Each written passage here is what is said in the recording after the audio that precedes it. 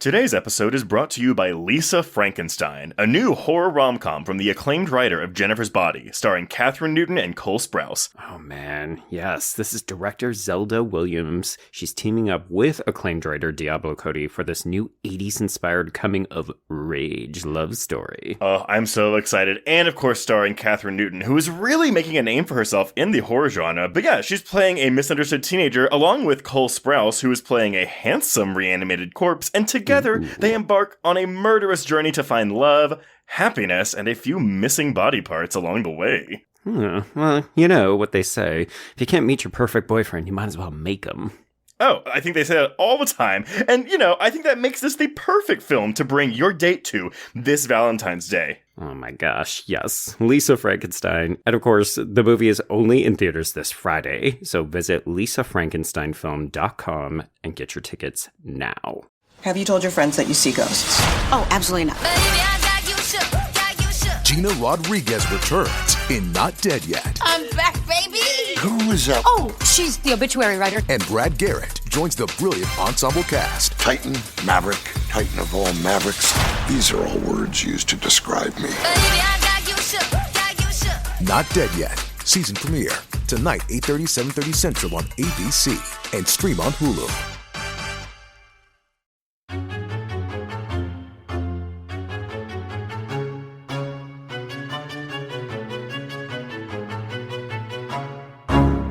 Slashers, huh? What's your favorite scary movie? Not that one.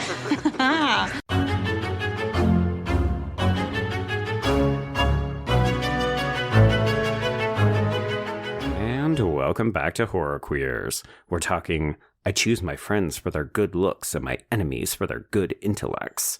We're talking, faithfulness is merely laziness. And we're talking, the remains of a really remarkable ugliness. And I'm Joe. And I'm Trace, and we're talking pleasure is nature's sign of approval. When we're happy, we're always good. When we're good, we're not always happy. This movie is so quotable. Oh, there's so many quotes in this movie. Half of my notes are quotes, which is interesting because that's not usually the case when we cover an older film for me. This is true.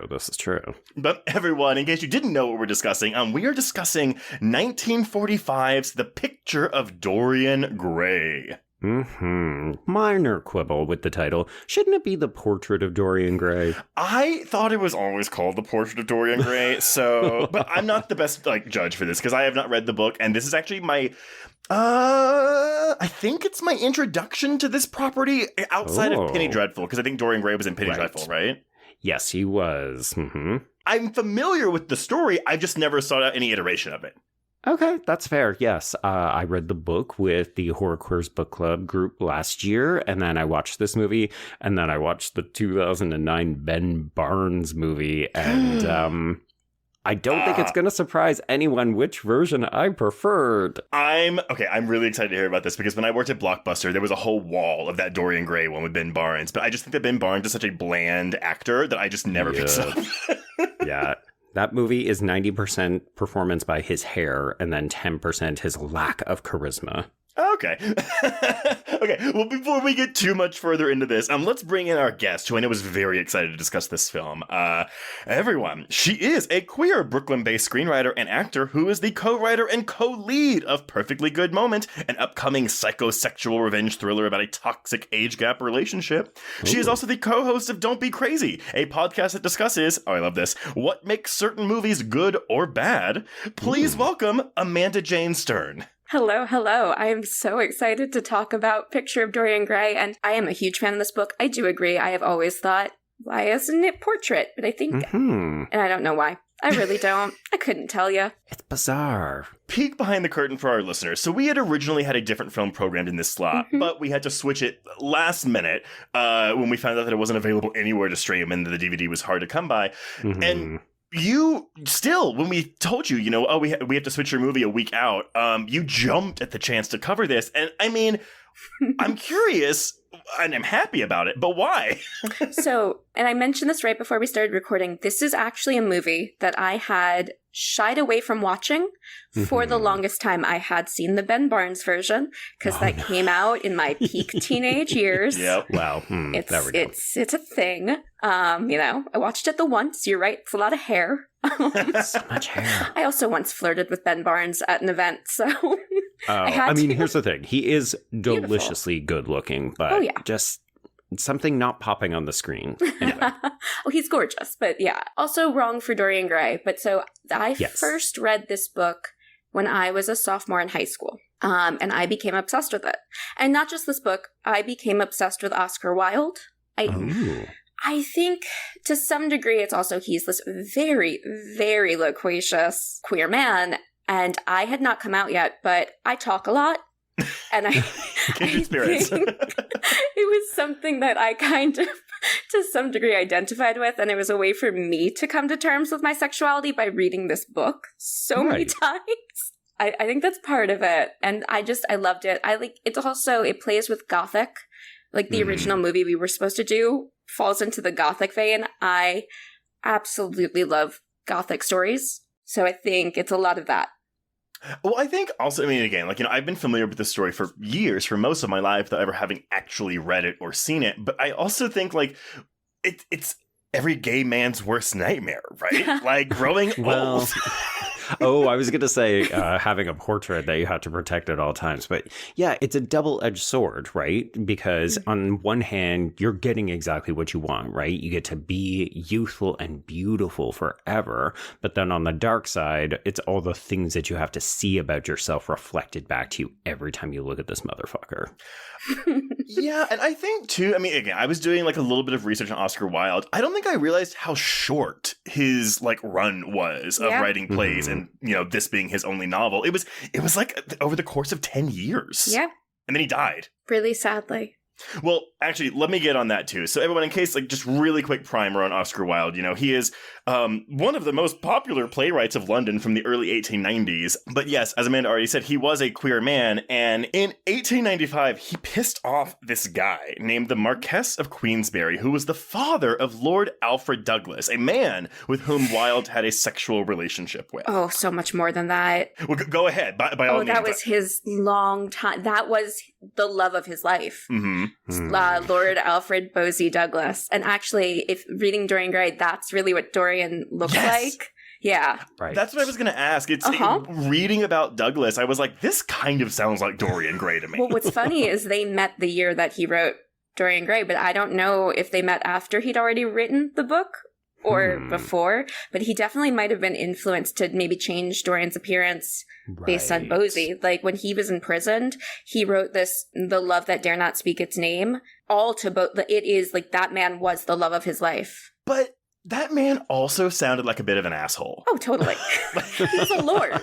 Well, because so basically, this Marquess guy, Douglas's dad, he leaves a card on Wilde's door that says, "For Oscar Wilde, proposed sodomite." He misspelled sodomite. And Wilde could have just let things go, but Douglas encouraged him to fight because he always fought with his father. And I binged both seasons of The Gilded Age earlier this year, late last year, because we're in 2024 now. And Oscar Wilde does make an appearance in it, but I was kind of like, because these people were just rich and bored, so all they could do was just fight with other socialites. Right.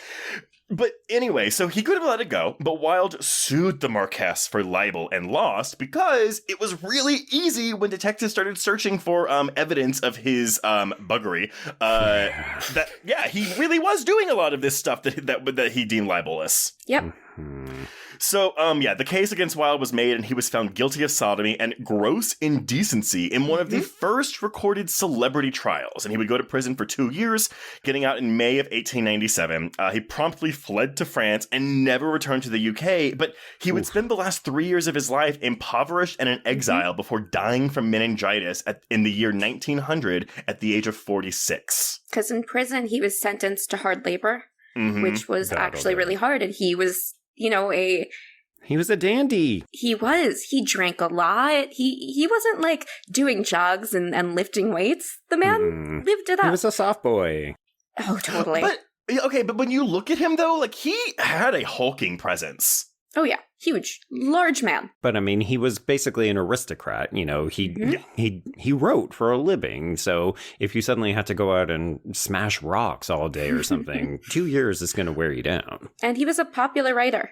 Well, and it's interesting because you can find, because they found like the full unedited transcripts of his trial. I want to say relatively, I mean, when I say recently. I think it was 2011 or 2010 or 11, because Moises Kaufman made a documentary play of it. And I saw it when they performed it in Boston. I'd already read a lot of those transcripts, but yes. Well, but even reading it, I was like, wow, he really, I mean, I thought to myself, he was really asking for it with some of his replies to these questions, but he was just very cocky. Like, he thought he was going to get out of this, and he did not. Yeah, because of his status and his fame and popularity, he thought that he'd be fine, but he'd already been facing, these allegations for years. People were making these comments. So had he not sued Bosie's dad? Yeah. Which was just such a bad idea. Well, his friends told him, dude, don't do that. Mm-hmm. Because like any gossip or rumor, it's better to just not address it and let it die out, right? But instead, he's... he strikes me as one of those men who would realize, oh, it's a court of popular opinion, so I need to go out there. Mm-hmm. He's probably also thinking this might help my career if I'm in the public's eye. Maybe they'll buy my stuff. But it sounded like he was full of pride. Oh, definitely a little cocky. Well, I mentioned this to Joe yesterday because I was like, I would love to see like a dramatization of these events. But have you seen the 90s film Wilde? I think it's Stephen Frears playing Oscar Wilde.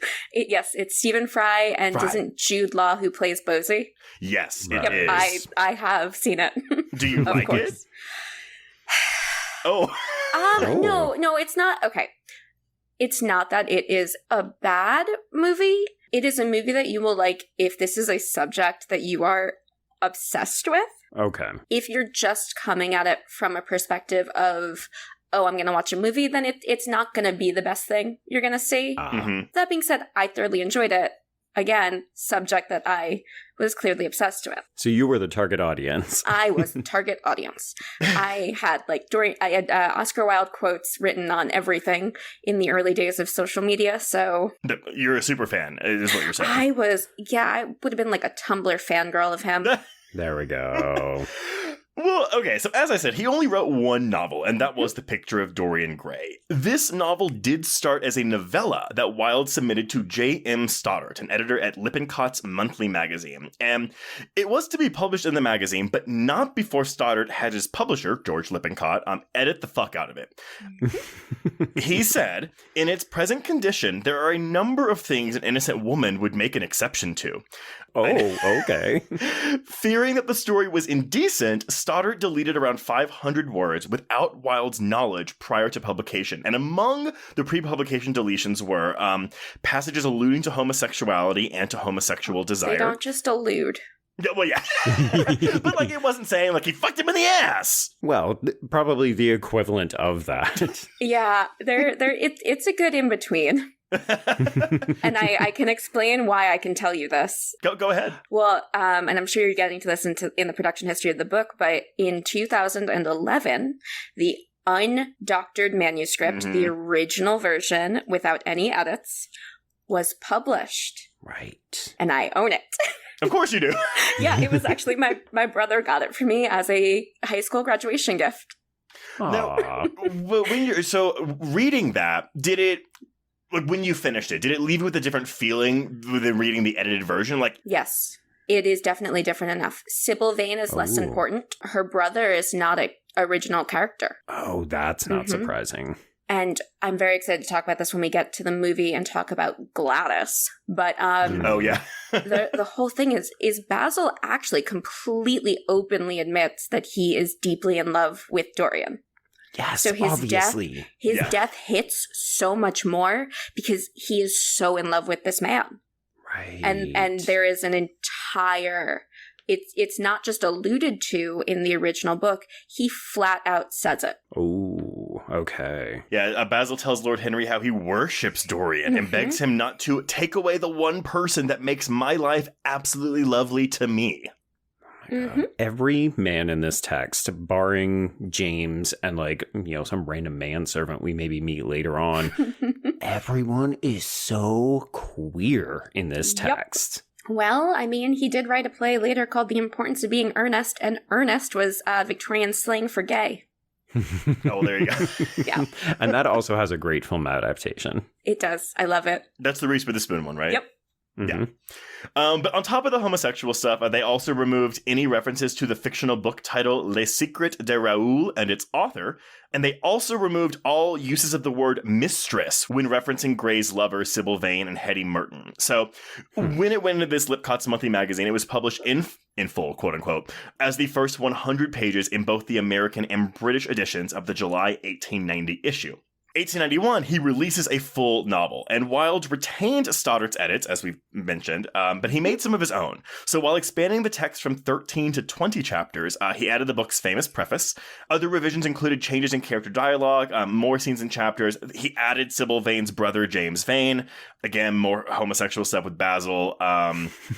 The original typescript submitted to Lippincott's monthly magazine, House at UCLA, had been largely forgotten, except by professional Wilde scholars, again, until, as Amanda said, 2011, when they published the annotated, uncensored edition. Upon its release, though, some critics accused the book of being wicked, and Wilde told them, because again, the sins that he commits, at least in the version that was released back then, you don't know what they were, you could just pick up on it. Wilde said, and I quote, "The sins that Dorian Gray commits are the sins that you, the reader, bring to him. So if you are reading homosexuality and his sins, that might be because you're a little bit gay." Wow. Just stirring the pot. Yeah, see, he would have been such a great tweeter. Oh my God. He would have been trolling so badly. He really would.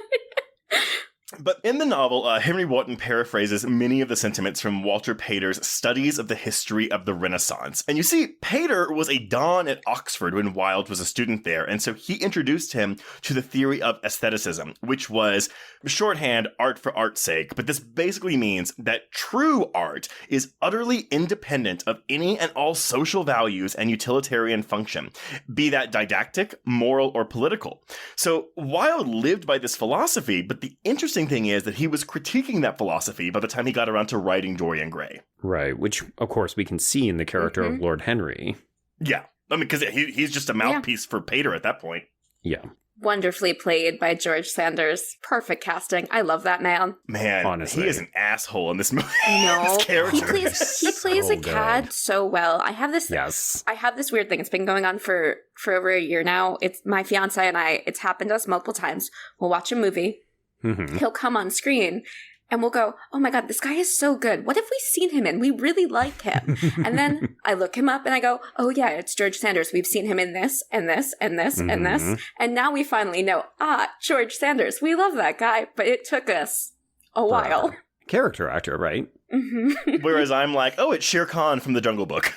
Well, there is that as well. That voice, true. Right? Oh God, that voice could do bad things to me. Although we have covered him before, Joe, because he was in Alfred Hitchcock's Rebecca. Yep.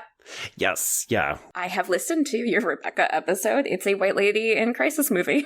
It totally I love those. Is. I made one of those. And of course, he also won an Oscar for his performance in All About Eve. Yes. The one Bette Davis did not win an Oscar for that? No, wasn't that year split? Because that was also Sunset Boulevard year. Yes. So it's Bette Davis and Gloria Swanson. Thank you. And they obviously powerhouse fucking performances. It got split and it's some totally random. Like nobody remembers the movie kind of deal, right? Yep. Everyone go listen to our episode on Baby Jane. Speaking of shit posters, celebrity shit posters. Oh boy. Okay, so the film adaptation of The Picture of Dorian Gray was directed by Albert Lewin, and this movie was his baby. In fact, he didn't even view directing as a career. He just wanted to bring Oscar Wilde's only novel to life. Wow. He was also very deaf, so he wore a hearing aid, which was controlled by a panel that he kept clipped on his waistcoat, and if he wanted to hear what you're saying, he would turn the volume up, and if he didn't want to hear what you were saying, he would mute the volume and just walk away. Wow. I love that. I need that for parties. I should point out a lot of this information is coming from the commentary on this Blu-ray with Angela Lansbury herself. Yes, queen. Gem. Spill it. Oh my god. So they were casting for a year to try to find Dorian Gray. Lewin's version of Gray was not what Oscar Wilde described. Wilde describes Dorian Gray as a blonde-haired, blue-eyed sort of Adonis who is hysterically emotional. Oh. He's boyish. Yes. Right, because course. it emphasizes youth. Lewin saw Gray as a very deadpan with an icy interior. Actor and screenwriter Michael Dine was considered for the part of Gray, but he didn't get it. However, he's the reason that Angela Lansbury got hired, because he got her into MGM, and that's how she met the casting director Billy O'Grady, and he introduced her this same day to both Albert Lewin and George Cukor. So she got her parts in Gaslight and Dorian Gray on this day, when this guy just brought her into the casting director. Wow. Damn. Gaslight. Yeah, Gaslight's her first movie. Gaslight is great. And she would get an Oscar nomination for both Gaslight and Dorian Gray. Not win, but she would get those nominations. I mean, Gaslight is Ingrid Bergman's movie. Yeah. That monologue at the end, but I'm crazy. How could I help you? I am crazy unless I'm not crazy. Speaking of Lansbury, this was her third film role, and she plays the role of Sybil Vane. But again, this is different too, because in Wilde's book, Sybil was a Shakespearean actress who gave up her art for love, which goes against the principle of aestheticism, which is why Dorian didn't love who she really was. He loved her surface, her art. But Lewin wanted Sybil to be a true innocent in the film. Yeah, she comes off as a lot more calculating in the book. She's not that innocent vibe. I'm curious, Amanda, do you have a preference between those two versions of Sybil, the book version or this movie version? I think you kind of feel a little more for this version, and that's partially because it's Angela Lansbury, and you love her. And she's sweeter. But the Dorians are so different that it's one of those things that I always just kind of brush past her anyway. Yeah. Because I am so much more invested in his relationship with Basil and Henry and how that one is corrupting him. And a lot of that is also this movie trying to make it a straighter story. Yeah. Whereas in the book, he's not in love with her at all. That's not what it is. It's about her, the aesthetics of her art. She is a great actress. I like that. But the book is so gay. Well, and this was 1945. And I will say, and we'll talk about this in depth when we get to the plot, but the scene where he tests her, I was just oh my God, did Neil LaBute write this? Is this In the Company of Men we're talking about right now? I almost teared up because I was just this poor fucking woman. It is vicious. I mean, it's the ultimate beard caught in gay men's games. Yeah. It's vicious. He does not do that in the book. Good. But I mean, cinematically, fantastic. Yes. Oh, yeah, absolutely. But who they did eventually find to cast as Dorian Gray was Hurd Hatfield, who was a very humble man, according to Angela Lansbury. In fact, he thought it was embarrassing that he was playing someone who was supposed to be the most gorgeous man alive because he didn't see himself this way. Because of this role, though, he got typecast in these types of roles, beautiful narcissists. And he plays it well. It didn't ruin his career, but it ruined career opportunities for him. And Lansbury actually makes a point to say that his life has a lot in common with that of Anthony Perkins. She says specifically in that they were both nailed by their most famous roles, Dorian Gray for Hatfield and Norman Bates for Anthony Perkins. I also think it's because they were both gay. Yep. I mean, I was looking up never married. Well, so that was the thing. I saw, he had never married, but I couldn't find an official thing that said, yes, Hurd Hatfield was gay. But I found plenty of articles that was but everyone knew he was gay. Everyone knew. Yeah, there were plenty of things that are okay, I see what this is code for. Yeah, they might as well have just written about his longtime companion. But I do think it's interesting, actually. Yes, in the book, blonde, blue-eyed, because those are symbols of youth. We have this idea that blonde people look younger or whatever, or at least a lot of classic literature does. But because this is a black and white film, Hurd is so striking looking that it sets him apart from everybody else, that he kind of looks like he stepped out of a silent film. The way that, his hair and his eyelashes and eyebrows juxtapose against how pale his face is. Okay, but that's makeup, right? Because it looks like it's makeup caked on his face sometimes. Partially, because other photos of him are still, he is striking. He is. He's absolutely gorgeous. I think they might also be giving him, this is going to sound a little bit weird, it almost seems like they're giving him a bit more halo lighting, which is the kind of lighting we would normally give leading ladies. I think you're right. I think they do. They light him differently than they light everyone else. So he has that, like, 1920s, 1930s, yeah. Well, on this film, this is a direct quote from Hatfield. He says, "The picture of Dorian Gray didn't make me popular in Hollywood. It was too odd, too avant-garde, too ahead of its time. The decadence, the hints of bisexuality, and so on, it made me a leper. Nobody knew I had a sense of humor, and people wouldn't even have lunch with me."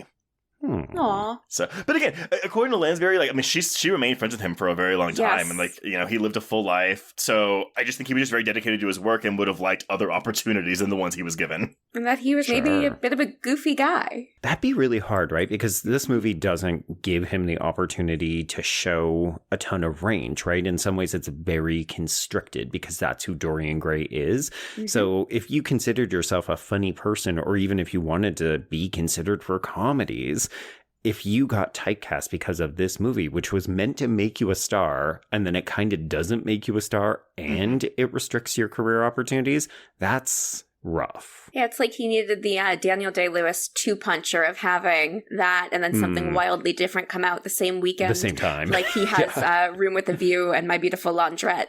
Vastly different performances. Right. Yeah. Well, so back to the production, though. We do have another tyrannical director on our hands. I will say, Angela Lansbury says about Lewin, like, he was a jolly little man. He was unserious and a joy to be around. However, juxtapose that with this fact. When directing his actors, Lewin wanted to hear every line in the movie the way he heard it in his head, which means they did so many takes, sometimes over 100 takes per scene. Oh, shit. And Lansbury even says, but, you know, he was deaf and he had this hearing aid machine, and so I sometimes wonder if that was distorting how he was hearing people talk. And so they were doing it the way he wanted to, but he wasn't hearing it that way. That is entirely possible, because you also have to remember 1945, so this would have been shot probably in 1944.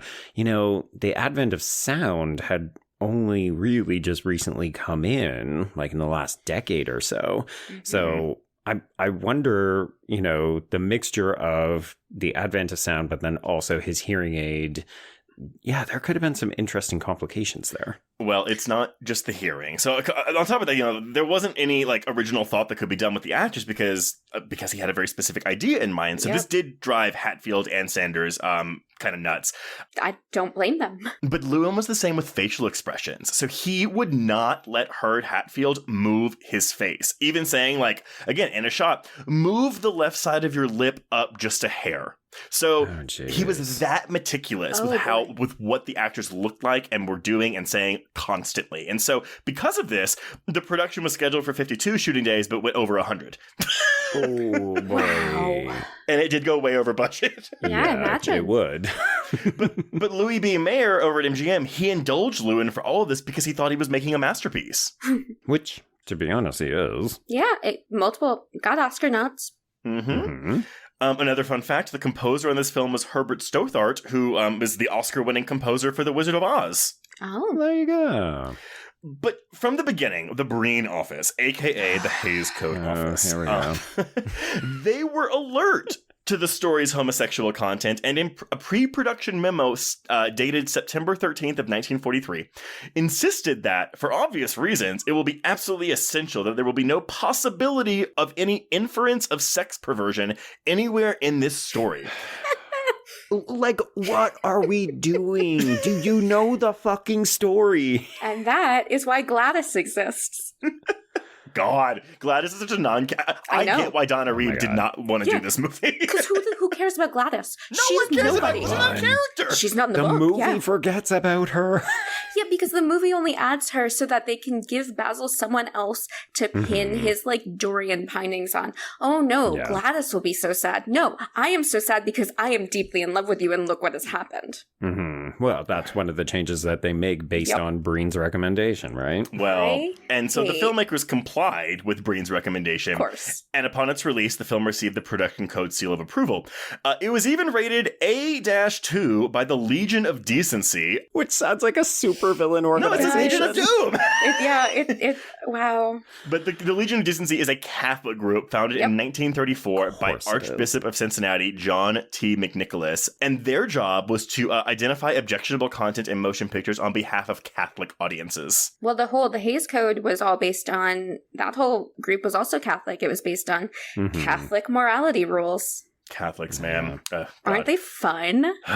Here's the thing. They're not all bad, as we said numerous times. They're not all bad, but this is definitely one of those things where, like, can you imagine what Wilde would say? Oh, you're trying to impose moral clauses onto my art? He would tell them to fuck right off. I mean, personally, I love the years when the code existed, but was not enforced. And you have that 30 to 33 wild time of movies where they're like, great, fuck it, we're going to do everything. Everything. They got away with everything. And it's like some of those films are glorious. Well, it's because Hayes was still in charge of the code and Breen took over in 34. And, you know, Joseph Breen and his... Iron Fist right there. Right? Well, you know, actually... I learned this in college. The last movie he saw in theaters before he died, The Sound of Music. He loved it. It was so moral. I'm not kidding. I love those Nazis. I do love The Sound of Music, but yeah, like, Nazis, man. But fun fact, though. So after the film was actually in release around the country, the Legion of Decency wrote to Breen, suggesting that they had all missed something. Yeah, you fucking did. Based upon a few perceptive film reviews and public response, the Legion now realized that there were portions in the picture which could be interpreted as conveying implications of homosexuality, which... No. You don't say. Again, portions of the film could be interpreted as conveying implications of homosexuality. Which portions? The entire movie? every scene with Basil, every scene with Henry. And Breen was shocked by this. You know, he defended his office's approval of the film as a psychological drama about the wages of sin. And as this exchange amply demonstrates, this kind of connotative homosexuality was, and for many still is, in the eye of the beholder. So he's like throwing it back at him like, well, if you see gay stuff in this, you're gay. Right, you want to see it. And I guess to some degree that is true. And I don't know if you guys did this when you were younger, but you'd watch things and anything you could pick out and be like, it's queer. It's totally queer. Because I totally did that. You know, it was like... Amanda, we still do that. We do it every week. I was like, we do this. That's our job. Of course. No, but you're absolutely right. Like, I'm watching movies late at night, hoping my mom doesn't walk in because I'm hoping for the slightest glimpse of a queer subplot. I remember the first time I put a queer movie on that I knew was going to be explicitly queer at my grandmother's. Oh. It was playing on the Sundance Channel, and I was just like, I've been trying to find this movie. I'm watching it. And what was it? It's called Love Songs. It's a French musical. Okay. Everybody's bisexual. Naturally. It is French. Yep, exactly. It's one of those things that I've seen like 100 times. I could quote it kind of thing. Oh, nice. And we should note that, Trace, you were pulling some of that information from Monsters in the Closet by, of course, our friend. Mr. Benshoff. Yes, thank you. Go. But yeah, so for marketing for this movie, they made a poster of Gray's eyes looking into the darkness. There was a photograph of George Sanders out of character, and the most meaningless tagline, Youth's Adventure in Living. And that is how they sold it. But people went anyway. I mean, but then so it was a hit in New York and LA, and they expanded its release. And only then were they like, okay, let's sell it as a horror movie. And then the new tagline was, man by day, beast by night, women, bring your smelling salts. What? Like, what? Why are women being referenced at all? This movie is dripping with men that energy. Would be a better tagline for Jekyll and Hyde. Right? Yes. But that's the other thing, though, because this was the highest grossing horror film that MGM had made up until that point, the other being Dr. Jekyll and Mr. Hyde. So I wonder if they just borrowed that tagline. Val Lewton saw this movie, and he did not care for it. He wrote a letter to his mother saying that Lewin made a lurid horror movie out of a literary classic. Wow. That is interesting because I for one would love to see his take on this material, because I do think it would actually be quite a bit more atmospheric and it would leave more to the imagination, even though this movie really doesn't actually show us much. Nope. Well, so Lansbury chimes in and says, well, I think Lewton was probably jealous because he never would have had the kind of budget this film had. Oh, God, no. He was making B movies. I do love cat people. Oh, my God. So good. But also, very atmospheric. Mm-hmm. Well, yeah. But yeah, so this was released on March 3rd of 1945. It made more money overseas than in America, but it was a hit in America. So we're looking at the budget reportedly is a little under $2 million, and it makes almost $3 million worldwide. So it is a hit for them. But yeah, I mean, I don't feel like you hear this movie talked about that much when discussing classic horror films of the 30s and 40s. You don't. There are so many that you don't really hear talked about. And then when you actually start looking into them, you realize how important they were to film history or the horror genre. I mean, even to mention the movie we were originally going to do this week, that one is super important and nobody talks about it. Mm-hmm. Yeah, I'm sorry, everyone, I didn't name it, but it was The Uninvited. The original one, though, not the remake of Tale of Two Sisters. Yeah, and that was the first movie where the haunted house ghost movie where it actually is ghosts and not the Scooby-Doo, butler in a mask. They're not metaphors for something in that movie either? Or they're like the innocence where it's like, well, are there ghosts or are there not ghosts? Or the haunting, I guess. But those are all later. Those are all the 60s. Right. That's 60 and 63.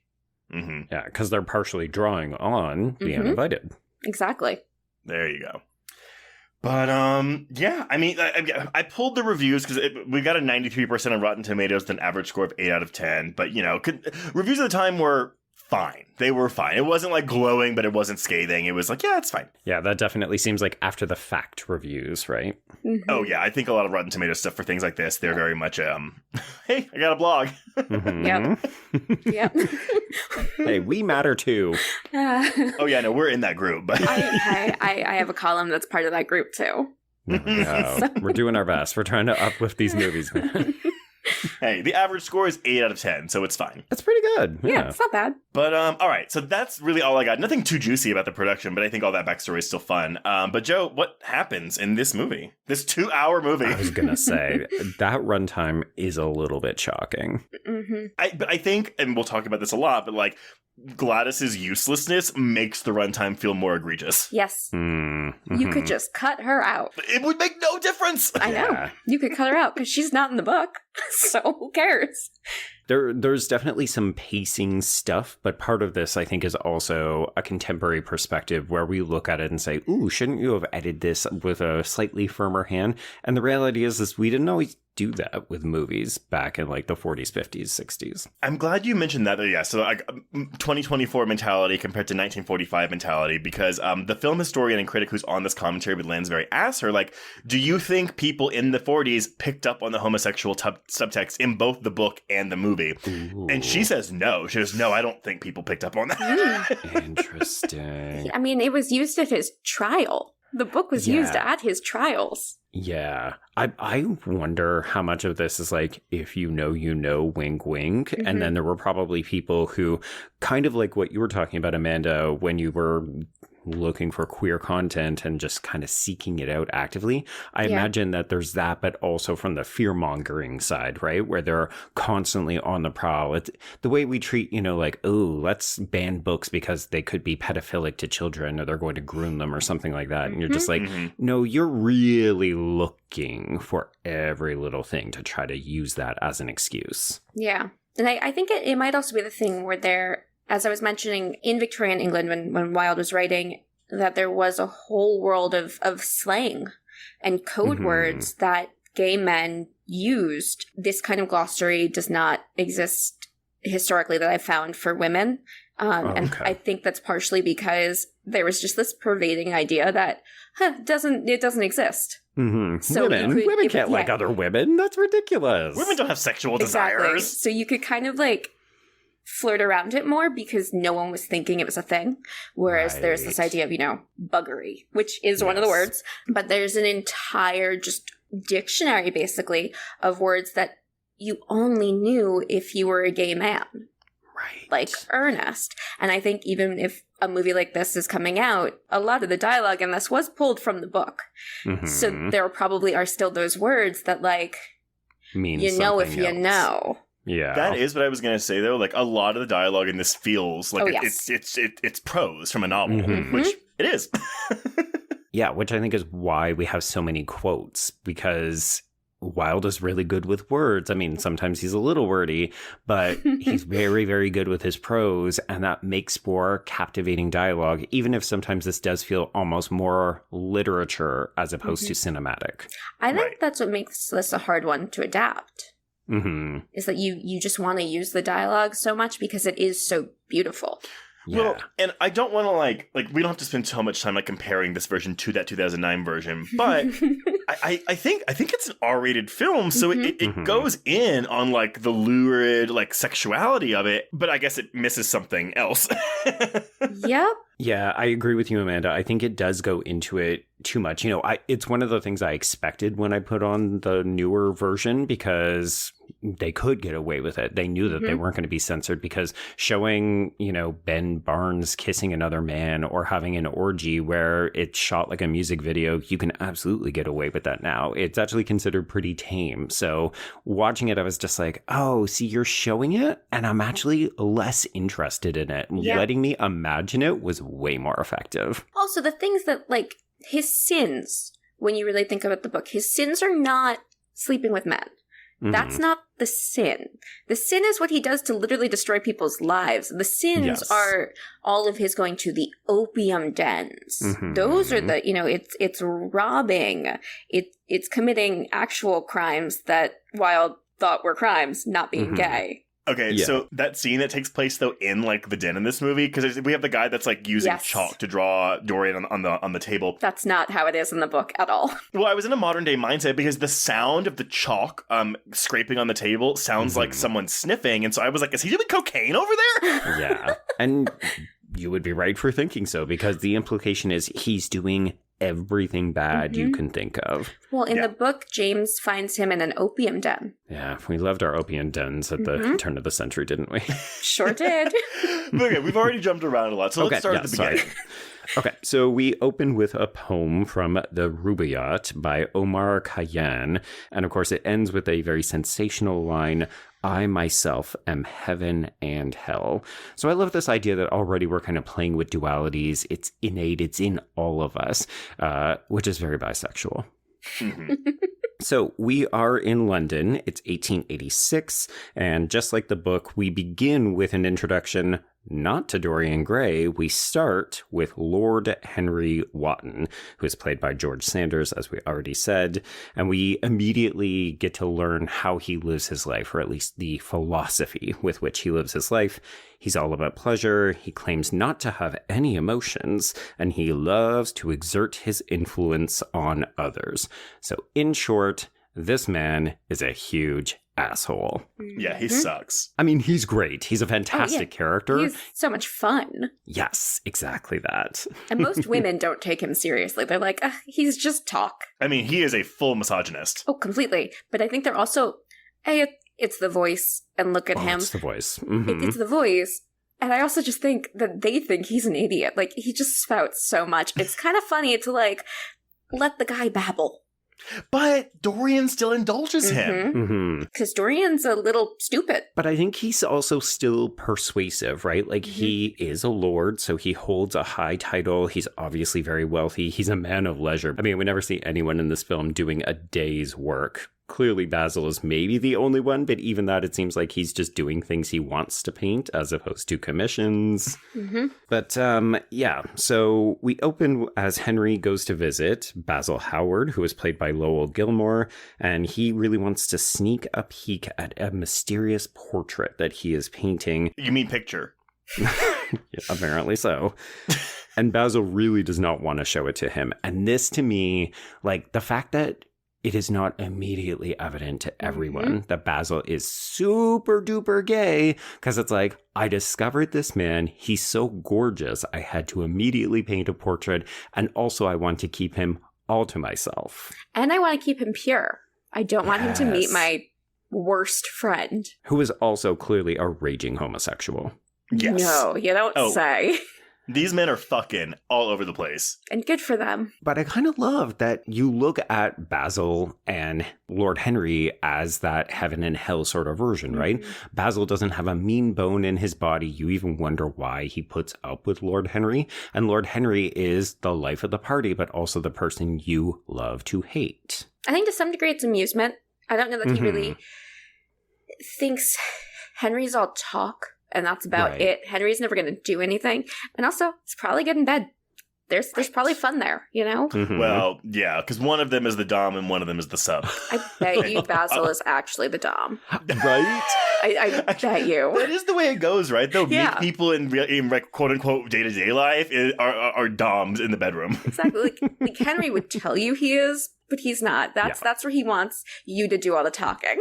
I mean, even when he complains that no woman has ever killed herself for him, you're just like, please, come on, sir. We are love and suicide in this movie. Oh, yes, yes. I mean, love is an emotion that will quite literally kill you in this film. But we can't show it because that goes against the Hays Code. Well, there is. Blah, blah, blah. It's not decent. It's gross indecency. Is it clear my feelings on the Hays Code? Are they clear? Gosh. My fiance says that if there were like a bingo board for me, the Hays Code would be the free space. Yeah, just no one needs to guess. It's going to come up and I fucking hate it. Exactly. Yeah, so we finally catch a glimpse of this portrait. It is of an incredibly attractive young man named Dorian Gray. And we should note that this is a real painting. It was done by an artist named Enrique Medina, and it is called Portrait of Herd Hatfield as Dorian Gray. Oh, okay. So wait, so the painters of the version we'll see later, that's a different group. It is a different person, and apparently that one is the more famous painting. Yeah, that's I mean, in a museum, which I've seen it in a museum. Oh, okay. Interesting.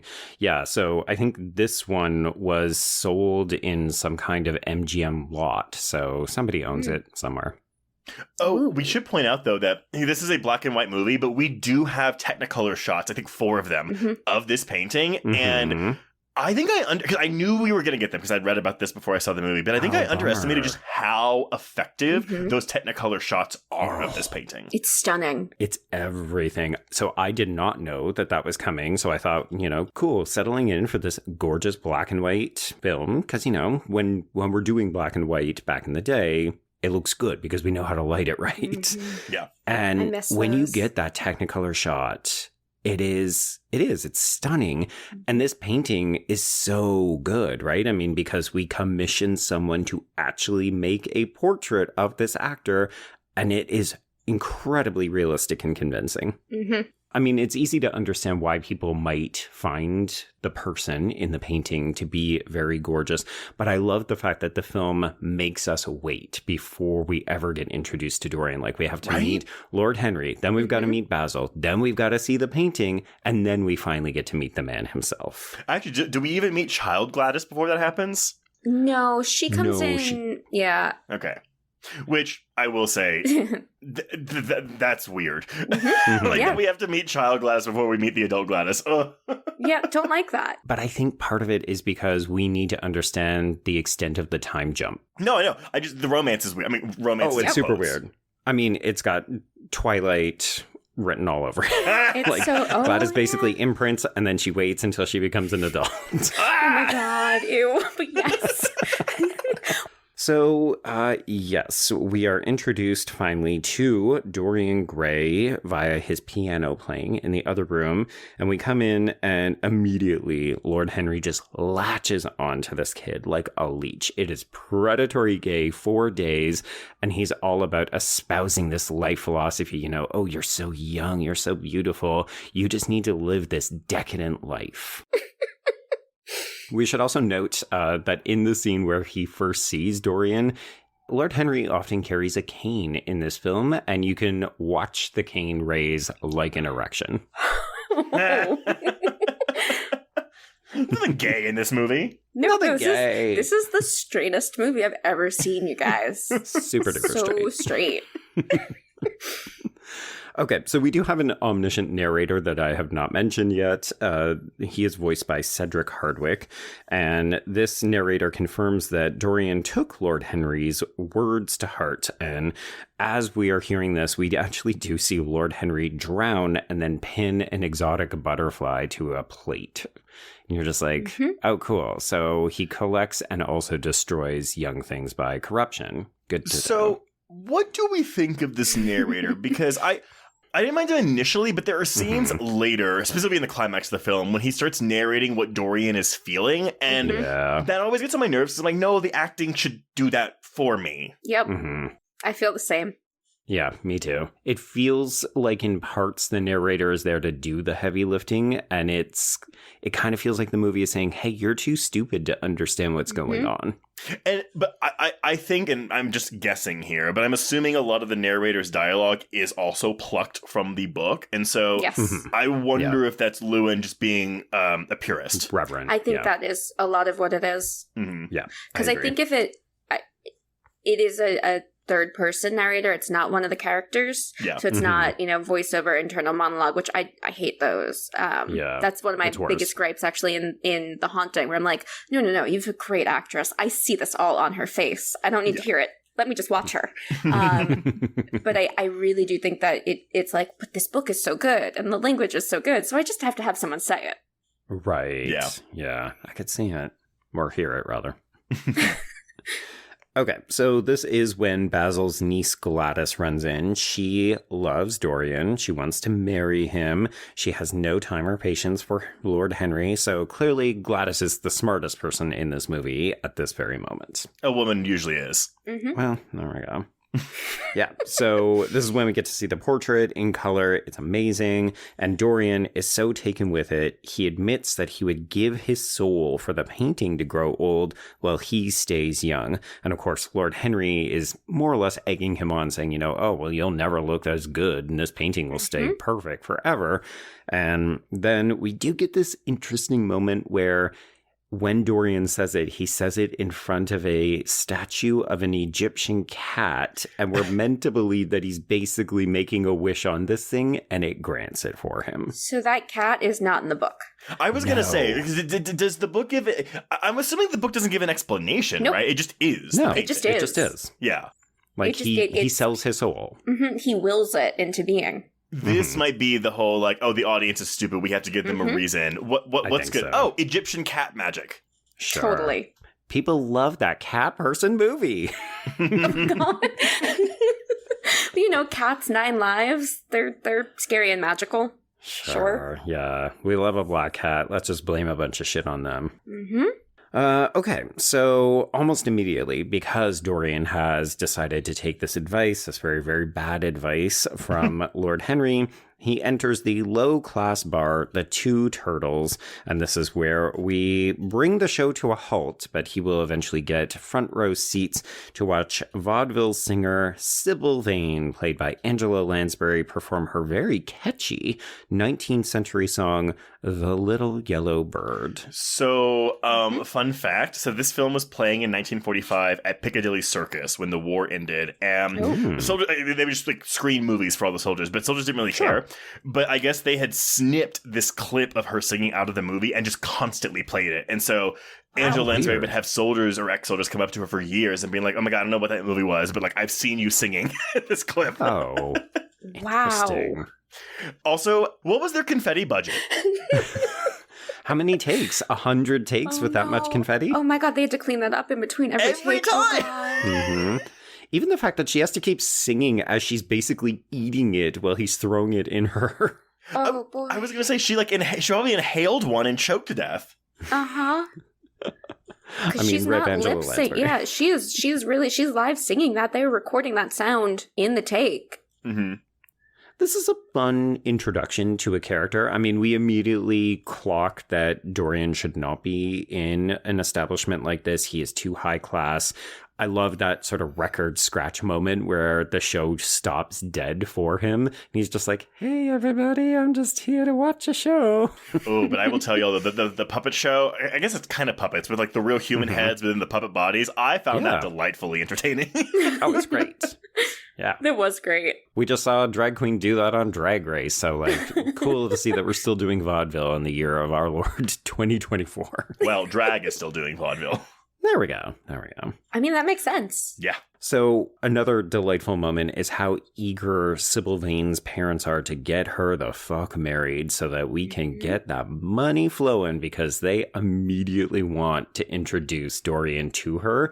It apparently takes 2 weeks before they actually get a face-to-face, but he ends up wooing her by playing Chopin's Prelude. And this is also when we're introduced to her brother, James, who is played by Richard Fraser. And he's a sailor, everybody. Ahoy. So he's a slut, and he's probably gay. Oh, yeah, definitely. I think maybe he's like, the sailors in Morris, that kind of sailor. But the guy who runs that vaudeville theater bar, that's not her dad. She doesn't have a dad. It's just the mother. Okay. They name him as like Mr. something else. Important to note, though, that James never actually crosses paths with Dorian in this part of the film. Yes, he hears him playing, but he doesn't actually catch a glimpse of him. And of course, that will become important later. Or will it? But actually, he didn't even know his name is Dorian. He just knows him as Sir Tristan. Sir Tristan. In the book, she calls him Prince Charming. Which probably makes a bit more sense, right? Yeah, that makes a lot of sense, actually. Yeah, there's some more references to her being an Ophelia-like character in the book. Yeah.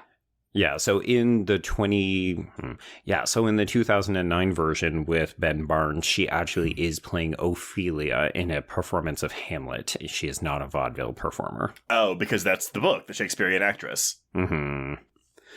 Okay, so James is rough trade, and he clearly understands that his sister is probably being played. So before he ships out, he does ask her, who is this young dandy? Lingo. And yes, we understand that he's using a fake name, so Tristan, and Sybil is very reassuring. She tells her brother, don't worry, he's very chivalrous. Look, he bought me this bird. So we cut to a luncheon where Lord Henry, is this just what he does at every fucking social function? Yes. Hey, everybody, we should be debaucherous and we should give in to our inner id. And also, women hate me. I don't understand why. He's that guy that you go to college with, and he's kind of entertaining then because he's always talking. And then you get older and he doesn't change. And you're just like, ooh, oh, God. I'm not entertained anymore. I am exhausted. This is, I love his lines, because he has this one here. Women inspire us with the desire to do masterpieces and prevent us from carrying them out. Honestly, this is going to sound really offensive, but he is giving that certain vibe of gay where they just hate women, so they make all these misogynistic comments all the fucking time. Well, and that's the thing. He goes on, women represent the triumph of matter over mind, just as men represent the triumph of the mind over morals. Okay. Is this also the scene where he flambés something? Because that was really fun. Yeah, I think this is where he pisses off that guy, and it's with the birds that do not look good. It's a presentation. So this is a parliamentarian we learn named Sir Thomas, who was played by Robert Grieg. And this man is so horrified by what Lord Henry is saying that he nearly leaves before they serve the first quail of the season. The first quail of the season, folks. Why are those quail still fully feathered? It's gross. It's Who wants to eat that? Gross. I like a quail, but I do not care for the feathers. Yeah, I've had quail too, but they've usually been cleaned and plucked before it gets to me. And also, tell me a gay man didn't write this. I apologize for the intelligence of my remarks. I mean, it's so sassy. This whole thing is full of sass and snark. And that was Oscar Wilde. Delightful. Yes. You could just read the gayness in it. Amazing. Mm-hmm. Well, apparently some people couldn't. It is shocking. It really is. But okay, you know what? To that point, though, I do remember reading it in high school, and there were people in my class who were not picking up on it, and I would be the student sitting there and going, guys, this is gay. It's really gay. It's really like gay. So gay.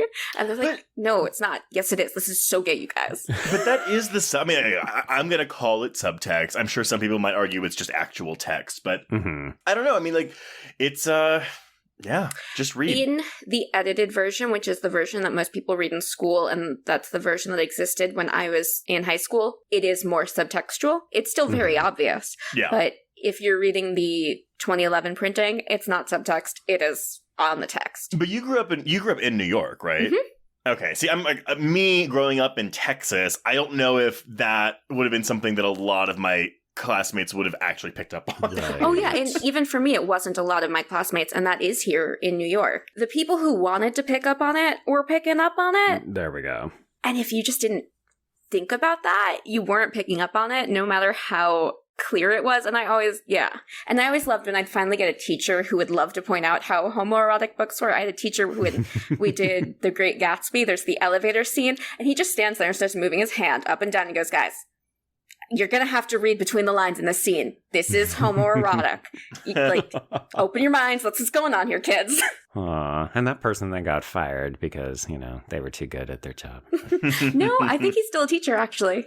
Oh, good. It's New York. So when I read this for the Horror Queers Book Club, I actually got like an annotated, extremely gigantic hardcover version of this. That's the original. That's the right one. That's the uncensored. Yes. Okay. So I was pretty sure that it was uncensored because it did have some naughty words and fun passages and stuff. But it was really helpful because they give you so much historical context. Like, so even certain passages not pertaining to the homosexuality or the vices or anything like that, it would be, oh, this comment is actually about Oscar Wilde's, greatest enemy, and this is the context that you would need to understand, but people in the time would obviously know if you were following the important people of the day. So yes, that is the uncensored version that you have read. Okay, good to know. Which is the better version. It is a good read. It's a hard read though. Like, my brain does not function with that kind of speak, so it was a bit like reading Shakespeare back in the day, where you're just like, okay, I need to get into this kind of prose. Line by line.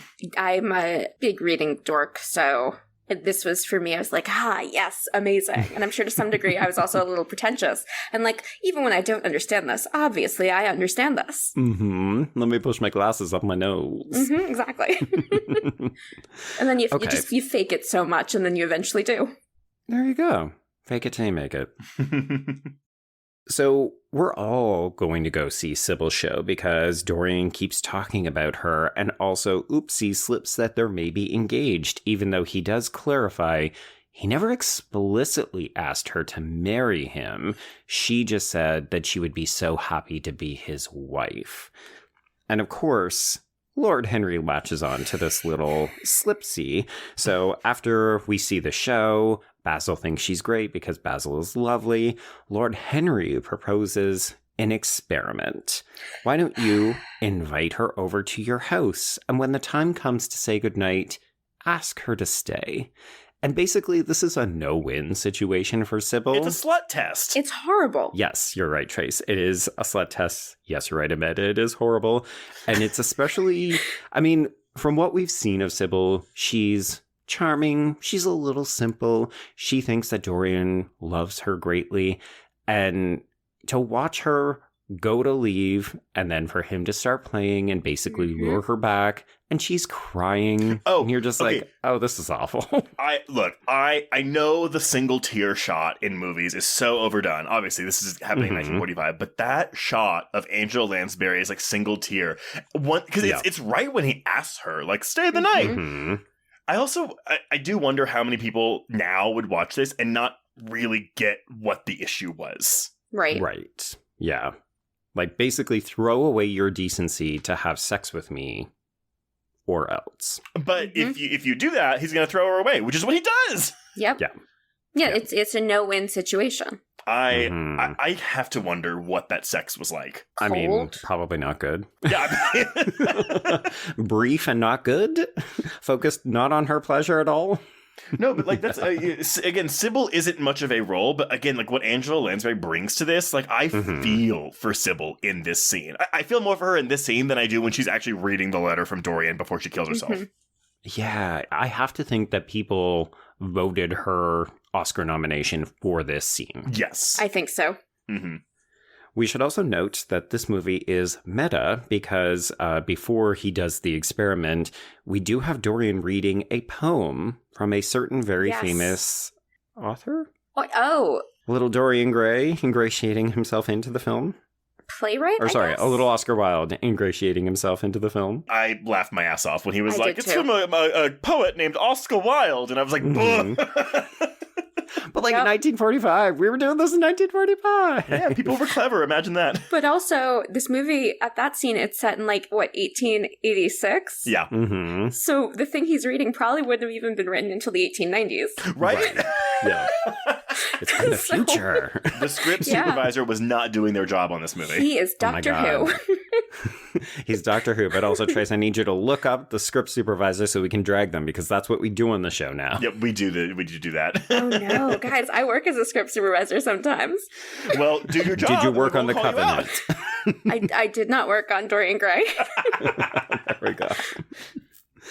Okay, so yes, we cut to the next day, and Dorian's already writing Sybil her, "You fucked up. I will never speak of you. I will never acknowledge you ever again. Goodbye."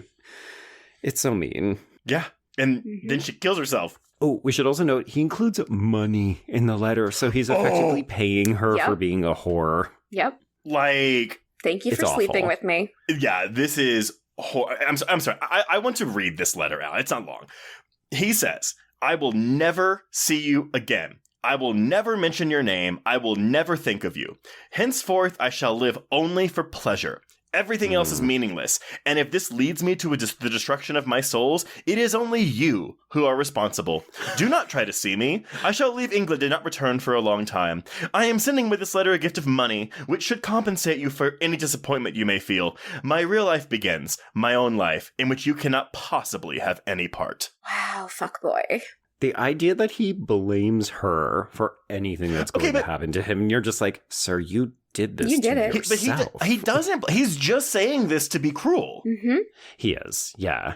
But this is also the point in the film where I really feel like we almost stop understanding a lot of what is driving Dorian. Like, his decision-making just goes off an absolute cliff because he's just living for the pleasure of it.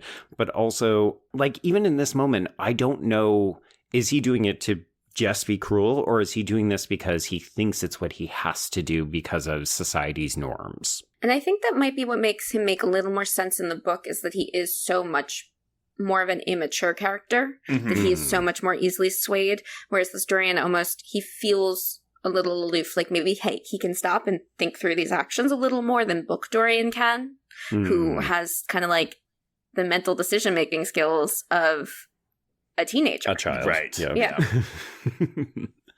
So this is when the narrator pops back in, and I think, Trace, this is probably the moment you were talking about because I did not care for it. We watch Dorian go and see that there has been a change in the portrait, and there's something in the curvature of the mouth. It looks slightly crueler, but we have to have the narrator explain this in just excruciating detail. Prose is lovely, but I don't think we need it. Yeah, this isn't actually... This is the first moment where it was kind of like, ugh. But no, it's definitely like in the climax of the film. Okay. Yep.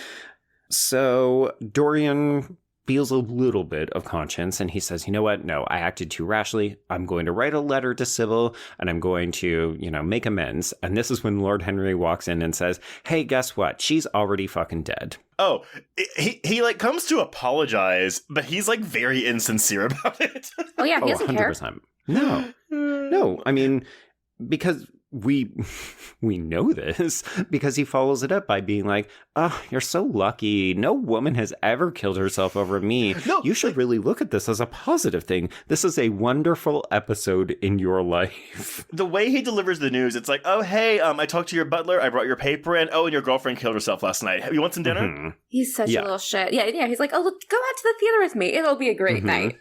Yeah. Don't even give her a second thought. Nope. Don't even give it a moment. And I mean, I will say I really liked the inspired casting of Colin Firth in this role for the 2009 film. In some ways, I wish he would go a little bit bigger because they make him a bit of an apologetic figure because Gladys is his daughter in the movie. Gladys is still in that movie? Oh, Wow. yeah, no, she gets a way bigger part. She's played by Rebecca Hall as an adult, though. Guess what? I still forget her. Because Sybil is Rachel Hurd Wood, that girl from the Peter Pan movie. Yeah, I did actually. I think in the book, Sybil is described as being a redhead, so that does make sense. Oh, yeah, Mm. yeah. Wow. Yeah, so I remember when the 2009 movie came out, it was also funny to see Ben Barnes and Colin Firth together because they played father and son in Easy Virtue. Yeah. I love Easy Virtue. Right? It's... Thank you. Okay, no one else has ever seen this movie. Okay, no, because it's one of the few. I mean, okay, Jessica Biel obviously acts, but like that was a big star vehicle for her, and she goes toe to toe with Kristen Scott Thomas in that movie, and it's so fun to watch. And the needle drops in it. Oh Yeah, my God, the music. Yeah, because they have a rendition of Sex Bomb in it that played in the That's the one. trailer. Oh, it's so good. It's such a good rendition of the song. Joe, if you've never seen it, though, it's basically I've never seen it. She's like, you know, a party girl in like what the 1910s or something. Oh, I think it's the really early 20s. Okay, there you go. And she marries Ben Barnes, and his dad is Colin Firth, and his mom is Kristen Scott Thomas. And of course, she does not approve of Jessica Biel because she's a floozy. Right. She's a race car driving, flapper, divorced. No. And Ben Barnes is younger than she is. Oh, no. Mm-hmm. Scandaloso. Fun fact, it's from the director of The Adventures of Priscilla, Queen of the Desert. Oh, wow. Okay. So, again, lots to love about that movie. And yes, I agree. It is under-known. It is. Right. I saw a BAFTA screening of that movie when I was a teenager. Oh, interesting. Okay. It was very fun. It's also a remake of a play that was also adapted into a silent film directed by Alfred Hitchcock. Oh my God, wait, what's the silent? The silent the film same is title? Easy Virtue, 1928, a silent romance Yeah. directed by Alfred Hitchcock. Wow. Wow. Okay. It was so wild to learn that Hitchcock had started in the silence. Right? Right? Mm-hmm. Yeah. That era, yeah. Anyway, I'm sorry. I appreciate that tangent, by the way. There we go. People are going to go and check the movie out, so you two have done your jobs. They're not going to check out Dorian Gray. They're going to go check out Easy Virtue. Do both. You know do what? both. Do both. Maybe not Not a the double 09. both, but not the 09. No. Okay, so Basil comes over in the morning. He is disgusted that Dorian went with Lord Henry to the opera the previous night, but Dorian's pride and his guilt prompt him to feign indifference, and he says he would rather dominate his emotions, to which I say, girl, take it down a notch. Well, because even the way he's like, enjoy them, dominate them, it's like, oh, okay. Sir, you're using the word for a future action that is going to come when you're engaging in vices. Vices. Vices. So Basil takes a look and he says, hey, why is my fucking portrait all covered up? Because, of course, that's what Dorian did when he noticed that there were changes happening. And Dorian more or less threatens to end their friendship if Basil doesn't let it go. And at this point, he realizes, oh, I should really move that portrait somewhere where it can't be seen and maybe also fire all of my staff. He keeps firing his staff. Yep. Like every, it's like a rotation at this house. Oh yeah. Well- They can never know. They can never know, but also, hey, fuckwit dum-dum, maybe act like a vampire and leave London instead of kicking around for 18 fucking years and looking the exact same while everybody you know gets old. Yep. It's like you could have gone to America and pretended to be somebody and then come back 20 years later and be like, oh, I'm his son. But he's a narcissist. Like, he wants people to know it's him. Like, look at my good genes, quote unquote. But also, yeah, he could believably still look young for at least a good 10 years. Yeah. But here's the thing. We're about to jump ahead 18 years. Yeah. Yes. Well, Yes. but I guess you're right. That's I think Amanda said this. That's why having Gladys from child to Donna Reed is so important, to be like, oh, this is the passage of time. Stupid character.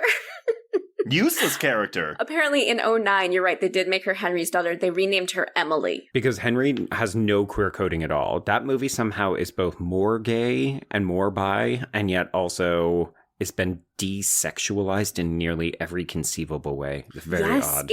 I remember going in thinking, okay, they can actually like use the queer subtext and, they can be go sexy. with it.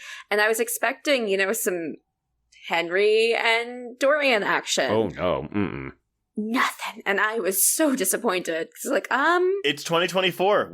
Let's do it. Let's make a gay Dorian Gray. Like, really go for it. Yeah, the most we get in that film is Basil goes down on him and Ben Barnes kisses a couple of guys. And yet it's somehow not that sexy. It's not sexy at all. No. Oh, that's weird.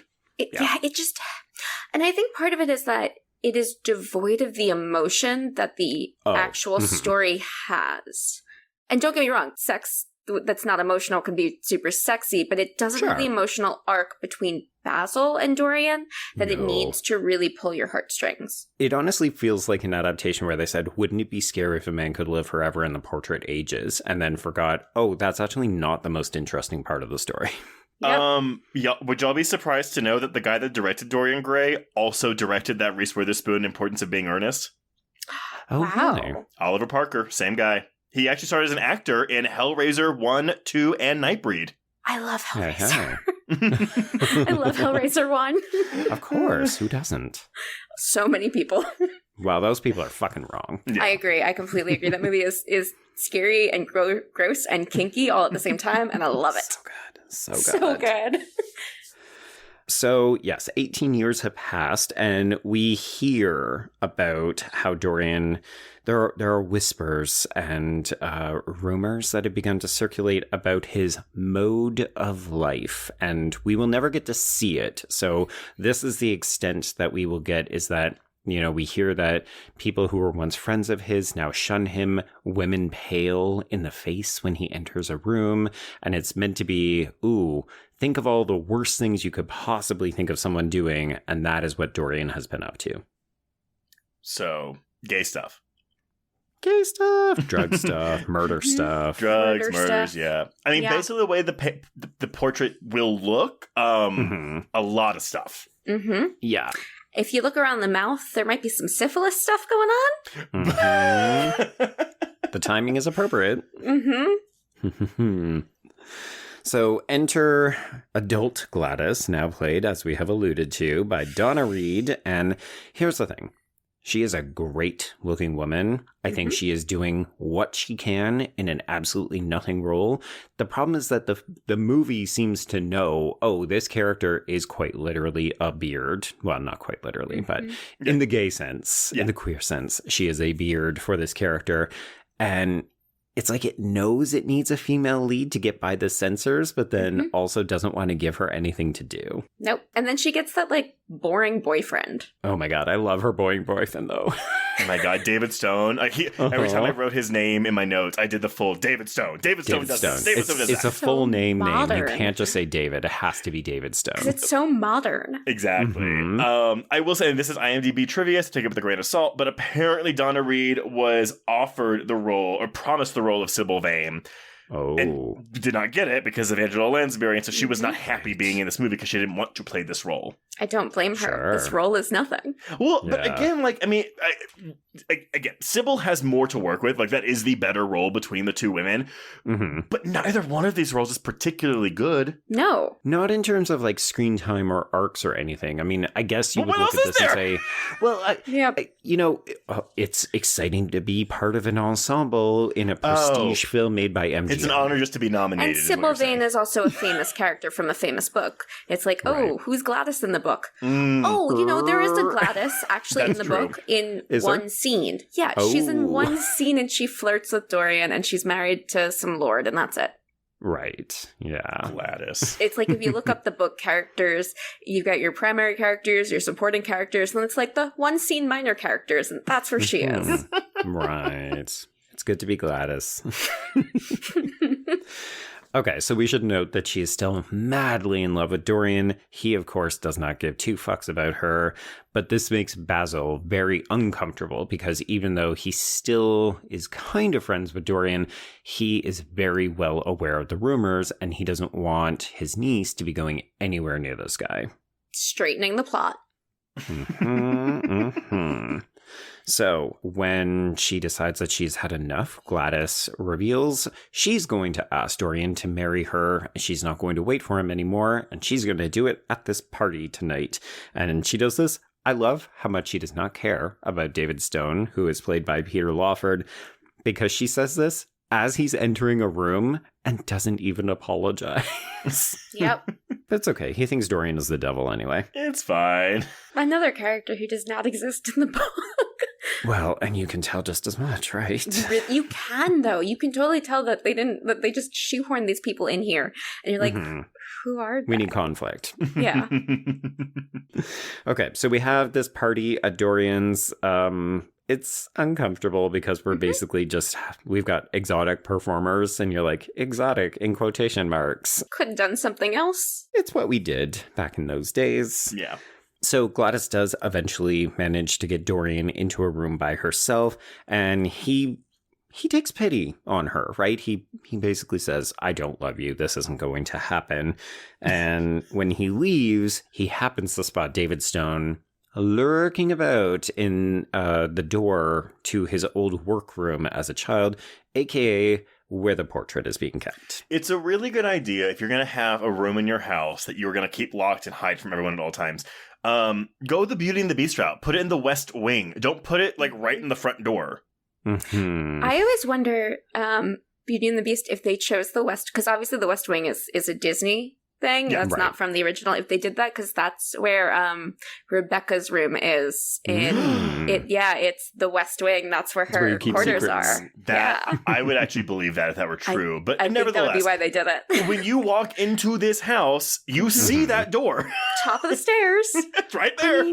Or you put it somewhere random, so it's like you're hiding it in plain sight. You know, put another Right. painting over it. Like, is there not an attic? I mean, this seems tantamount to an attic, but it is a bit wild. Like, the way that David is actively trying to not break down the door, but he is actively trying to open this locked door. Right. And when we get long shots or even extreme long shots of this house, because it is opulent and house porn of the 1940s, it is filled with interesting objects to look at. So I was like, is David Stone just literally working his way through this entire house to try to find dirt on this guy? I think so. Yes. Yeah. He's Nancy Drewing his way through it. Oh my God, he totally is. I can't believe he doesn't die in this movie. I know. Right? An opportunity to kill someone in this movie. It's because he's not a real character, so he has plot armor. Well, Right. Okay, Yes. there are, I want to say, 4 deaths in this movie, and 3 of them are suicides. Is it 3? Well, but Sybil, I'm counting Dorian's as a suicide. Oh, and, right, yeah. That Andrew guy who he blackmails Right. to Alan. hide Basil. Alan, there you go, yes.